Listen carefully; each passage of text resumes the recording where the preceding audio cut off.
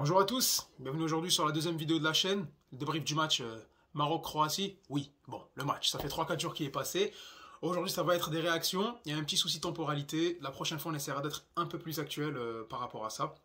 Mais bon, passons sans plus tarder à ça. Donc bon, ça va pas être fait en noir aujourd'hui la vidéo. On a un petit équipement avec le petit maillot de l'Algérie. Bon oui, l'Algérie n'est pas qualifiée pour le mondial. Oui, ça a du mal à passer. Oui, cette soirée du 29 mars, je l'ai encore à travers de la gorge. Oui, Toko Ekambi nous a fait beaucoup de mal. Mais aujourd'hui, on est là pour soutenir le Maghreb. On est là pour soutenir l'équipe africaine.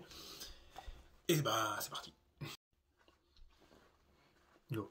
Donc mes appréhensions par rapport au match, donc dès le début de match, moi ce que je voyais une équipe croate, déjà finaliste de la dernière Coupe du Monde, mais certes elle est vieillissante, ils ont 4 ans et demi de plus, ils ont peut-être pas les mêmes personnels, le même coach, peut-être pas les mêmes individualités, mais ça reste quand même une équipe assez puissante, et surtout emmenée par un milieu de terrain de folie, donc on a Brozovic, Modric et Kovacic. De l'autre côté, on a une équipe du Maroc, peut-être un peu moins connue sur le plan international, même s'ils ont des stars aussi, hein, avec Hakim Ziyech, avec Mazraoui qui joue au Bayern, et surtout Achraf Hakimi.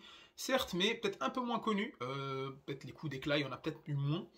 Mais très impressionnant sur le continent africain, notamment en défense. Et c'est à ça que je m'attendais, moi. Une belle opposition entre une défense marocaine, des certitudes, une défense de feu, avec le gardien qui joue à Séville, une défense Aguerd, Romain Saïs, et sur les côtés, vous avez Hakimi Mazraoui. Donc je m'attendais, même si Mazraoui ne joue pas sur son côté, mais il est quand même présent, donc c'est une plus-value intéressante. Donc, et de l'autre côté, le milieu de terrain croate avec des bonnes individualités. Donc en attaque, vous avez Kramaric et aussi Ivan Perisic, plus connu en l'Inter, Tottenham, Bayern Munich, bon, Dortmund, on a passé des meilleurs.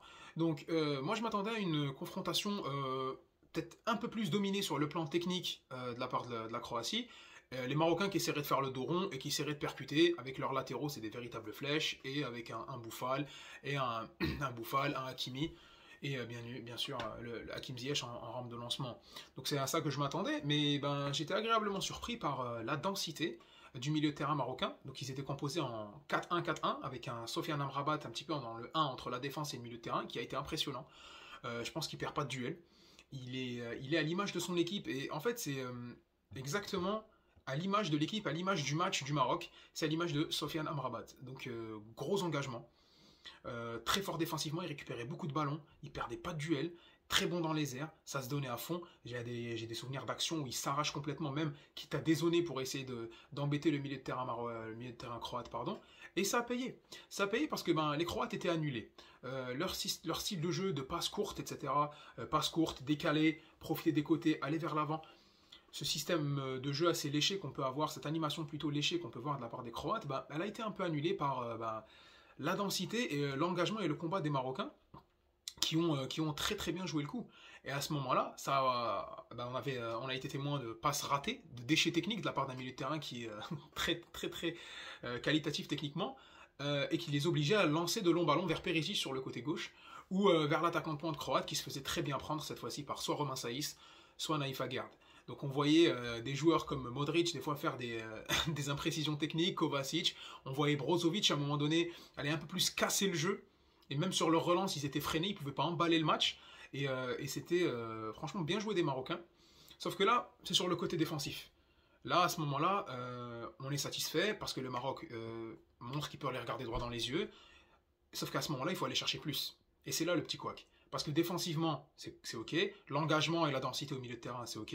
Mais le coach a été quand même un petit peu... voulait aller chercher plus. Je pense pas qu'ils venaient jouer le match nul. Ils sont venus pour gagner. Et ça s'est vu avec l'incorporation de Azdin Ounahi au milieu de terrain. Donc Azdin Ounahi qui est habitué d'un 8, un numéro 10 à Angers. Et ben lui, justement, il a remplacé Amin Harit. On a une pensée pour lui qui s'était blessé lors du dernier match de Marseille. Face à Monaco. Donc rapporter justement ce surnombre au milieu de terrain en phase défensive, mais assister aussi dans l'axe un Sofiane Bouffal qui serait sur la gauche et un Hakimi qui serait sur la droite avec une pointe donc NCL. Donc ça ferait un 4-2-3-1, donc justement donc avec deux pivots et ce 8 là qui se transformerait en 10 en phase offensive. J'en attendais beaucoup plus de ça. J'en attendais plus parce que les Marocains progressaient. Les Marocains avançaient, combinaient aussi. Eux, par contre, ont réussi à faire quelques combinaisons dans l'axe. C'était un peu moins dense du côté croate. Mais c'était stérile. Ça avançait pas, ça passait pas.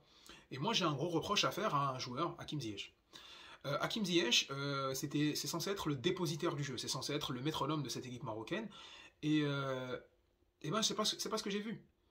Un joueur qui a été tenu loin de la sélection parce qu'il y avait des bisbis, il y avait des brouilles avec avec Vahid Halilovic, donc il y a eu des brouilles à ce niveau-là. Il a été ramené en équipe nationale, c'est le porte-étendard, le porte-flambeau de l'attaque, et il s'est caché. Pour moi, peut-être que c'est un jugement à tort, mais je trouve qu'il s'est caché parce que un joueur comme Hakimi qui déroulait sur son côté gauche pour essayer d'apporter un peu de la profondeur, il a même vu quand c'était un peu plus refermé, il a essayé de jouer à l'intérieur un peu à la façon d'un latéral dans un jeu à la Guardiola, entrer vers l'intérieur. On a vu de l'autre côté un Sofiane Bouffal percuter plus, mais j'attendais que Hakim Ziyech en fasse la même chose. J'attendais que Hakim Ziyech soit un peu plus protagoniste avec le ballon, offre plus d'occasions. Et là, on s'est retrouvé avec un Ziyech qui jouait sur les côtés, qui a fait des imprécisions techniques, tentait de renverser des ballons. Et ça a donné une série qui faisait beaucoup d'appels dans le vide. Ça donnait beaucoup d'appels dans le vide. Et finalement, ben, la configuration des matchs des deux équipes, pardon, ben, c'est deux équipes qui se sont annulées. Donc on avait une équipe, comme on a dit, de la Croatie qui était obligée de lancer des ballons parce que sur le côté gauche, Perisic était pris par Hakimi. Sur le côté droit, l'ailier croate ne pouvait rien faire face à Mazraoui. Et le milieu de terrain avait de la densité. Donc on est obligé d'envoyer des ballons longs. Sauf que du côté marocain, on n'a pas profité de ça. Et eux aussi ont été pauvres offensivement. Et ça, je trouve ça dommage. Donc moi, je trouve que c'était intéressant de la façon dont le match a été abordé, de la combativité. Mais là, on sent qu'il y a une pièce qui manque. Peut-être que c'était Amin Harit. Peut-être que c'était Amin Harit, la pièce qui manque au milieu de terrain, justement, pour pouvoir apporter cette différence, ce plus offensivement. Donc pour conclure, bilan du match, moi j'ai apprécié ce match-là. J'ai trouvé que c'était très intéressant, mais encore une fois, je suis neutre. Neutre dans le sens où je ne suis pas émotionnellement pour le Maroc, je ne suis pas marocain, même si je les soutenais dans ce match-là et je voulais qu'ils gagnent. Mais je pense qu'il y a de bonnes qualités d'un point de vue défensif, il y a de bonnes qualités d'un point de vue de l'engagement, le message est bien passé. Par contre, ça pêche un petit peu plus offensivement et j'attends à ce que des attaquants prennent un peu plus leurs responsabilités et que Hakim Ziyech se réveille. Il faut qu'il se révèle dans cette Coupe du Monde. Le Maroc était passé à ça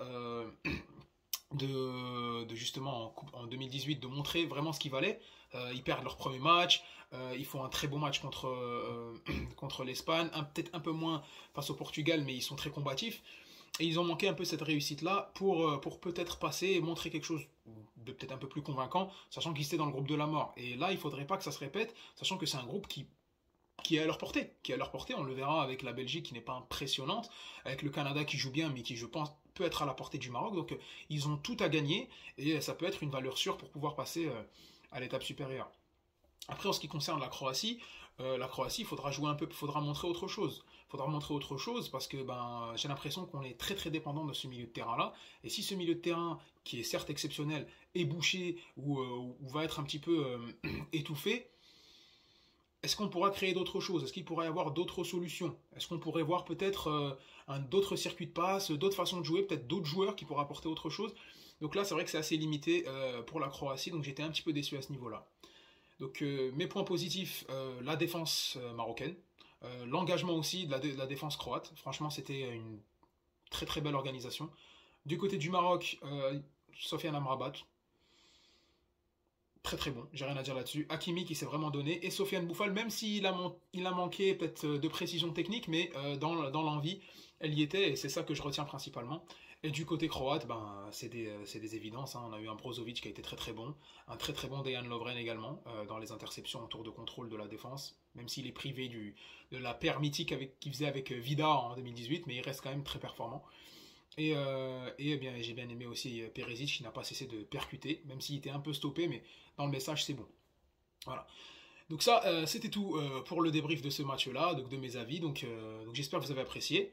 Il y aura encore une fois mon compte Instagram en description et n'hésitez pas à liker et surtout je vous demande de pouvoir commenter vu que je me lance, vu que je commence ma chaîne, j'aimerais bien des critiques, des critiques constructives, après quel que soit, que ça soit amélioratif ou positif, ou négatif plutôt, petit lapsus, mais des critiques sur comment je pourrais améliorer la chaîne, d'un point de vue de la forme, je sais qu'il y a beaucoup de choses à changer, mais aussi d'un point de vue du fond.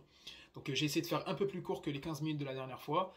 Donnez-moi vos avis et on se voit très bientôt pour le débrief de l'équipe de France contre le Danemark qui joue dans quelques minutes. Voilà. Merci à vous et abonnez-vous.